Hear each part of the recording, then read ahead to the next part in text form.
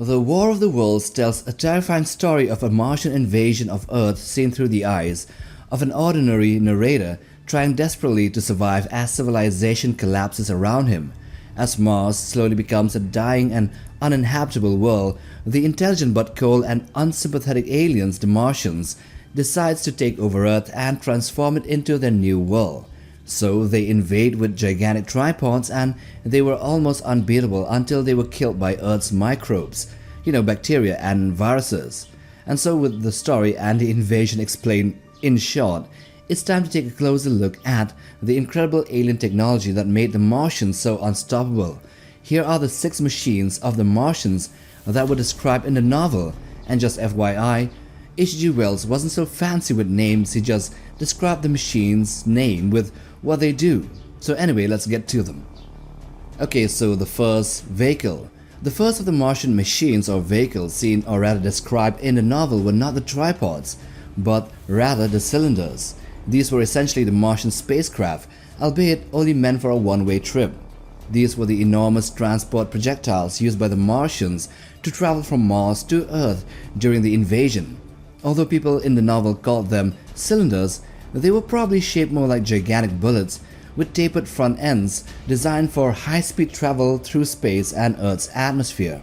Each cylinder was colossal in size, measuring roughly 30 yards or about 90 feet wide across, and probably several times as long.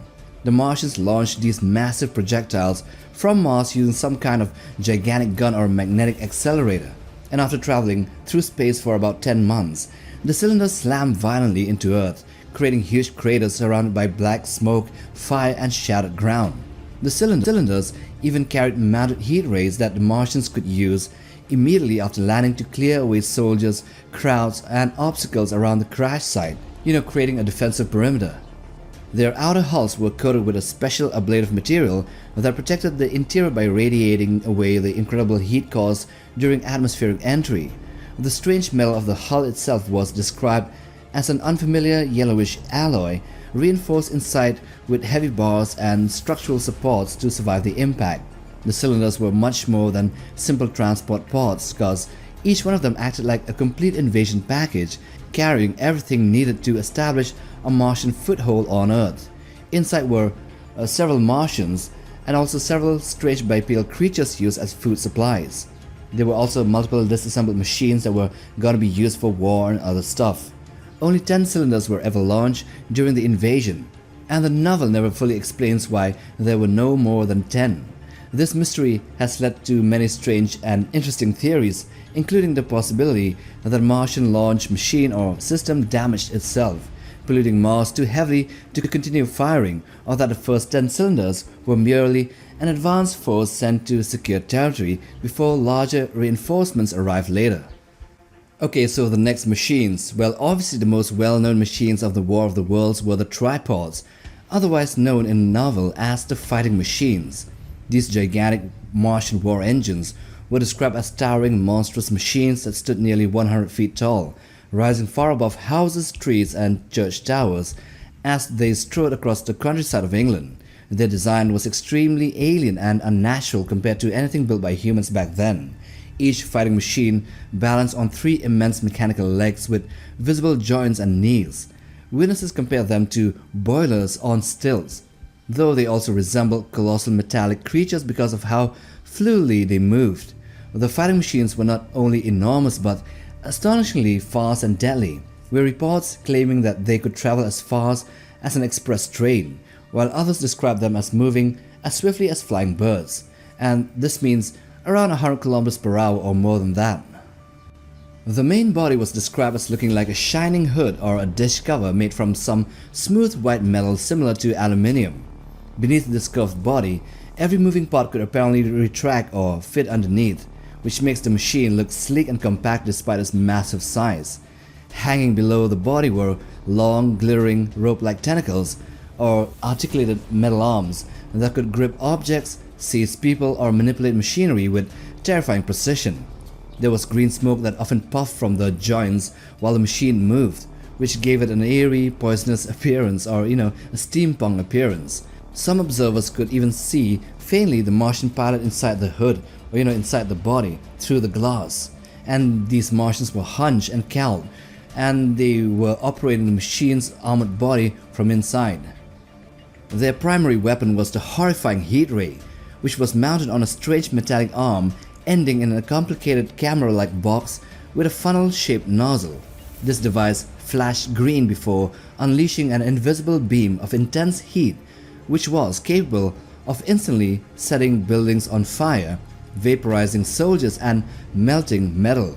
The Martians also equipped their tripods with jets of superheated steam that were used to clear away their own deadly black smoke weapon by blasting it into harmless powder.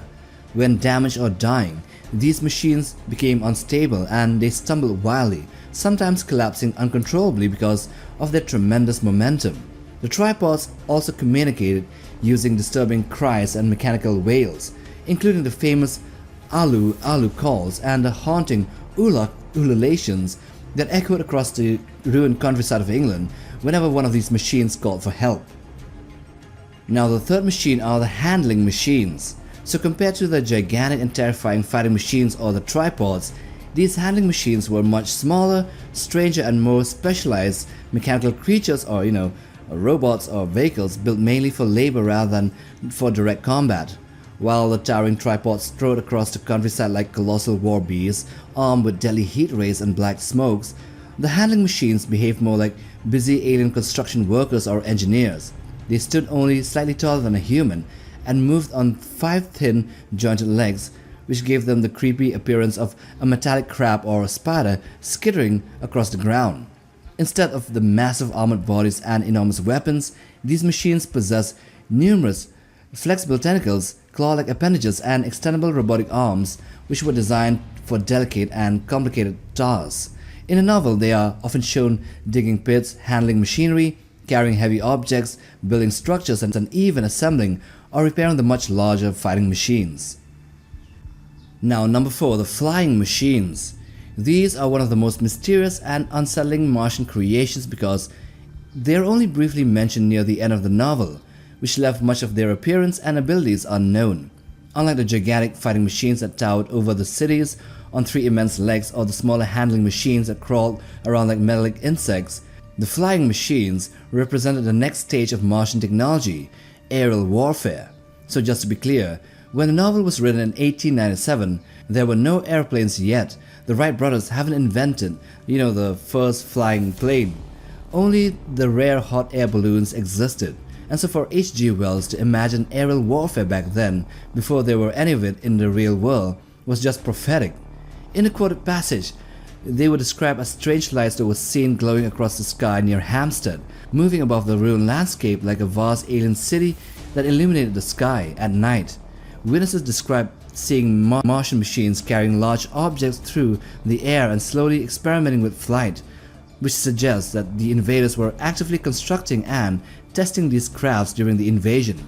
This might imply that the flying machines were not brought from Mars fully assembled inside the cylinders, but instead they were built or assembled piece by piece on Earth, maybe using materials and machinery carried within the landing craft, the cylinders. The Martians appear to have still been learning to fly here, and thus this echoed humans back then who were also trying to experiment with flight. Now we come to the 5th machine, the digging machine. This was also called the embankment machine from the War of the Worlds novel, and it is one of the least known of the Martian machines, and that's because it was barely described directly, yet its role hinted at how advanced and industrial the Martians truly were. This bizarre device was essentially an alien excavator that was designed to widen the craters where the cylinders landed and to create underground working spaces for the Martians like bases. Unlike the towering fighting machines or the spider handling machines, this digging machine was not built for combat nor transport, but for heavy labor and construction. Wells never gives a full description of its appearance, but he says that they were or appeared completely autonomous, meaning it had no visible pilot, cockpit, or a Martian operator inside of it. This digging or embankment machine further showed that the Martians relied heavily on specialized machinery for specialized tasks and roles, almost like a highly organized mechanical ecosystem which supported the invasion. So all in all, there were 5 fighting machines in a cylinder, 3 handling machines, and 1 flying machine in every cylinder, but the number of digging machines were never ever stated. And the last Martian machine that was seen or described in the novel, albeit barely, was the Martian Great Gun. See, unlike modern science fiction spacecrafts that use rockets or engines, the Martians apparently relied on an enormous subterranean cannon powerful enough to fire the massive metallic cylinders directly into space at a tremendous speed. The cylinders themselves were gigantic, roughly 90 feet across and several times longer, which meant that the Great Gun had to be unbelievably huge and immensely powerful to launch such colossal payloads out of Mars's gravity into Earth. Wells never fully described the machine's appearance, but it is implied to have been buried deep underground on Mars, possibly to stabilize the enormous forces generated during firing. The launches probably happened during favorable planetary alignments, allowing the cylinders to travel through interplanetary space for about 10 months before crashing violently into the English countryside. Some later interpretations might suggest that the device may have not been a simple cannon at all, but an advanced electromagnetic accelerator or some exotic alien launch system far beyond human understanding. But as for Wells, he just said it was a great gun. It would have also been the one that inspired the earliest and most iconic space gun in film, such as the one that was seen in George Mills' the 1902 silent film called A Trip to the Moon, which famously featured a giant cannon that was shooting capsules to the moon and transporting humans there. And so those are the 6 Martian machines or vehicles in the War of the Worlds novel. The cylinders, the fighting machines, the handling machines, the flying machines, the digging machine, and the Great Gun. And so with that we end this video. Now do hit that like button for support and also click that bell button for regular updates on new video uploads. Also, if you see a hype button anywhere, then press that too, it might help us. Also subscribe to be a part of Legion Notebook, and till the next time, take care, boys.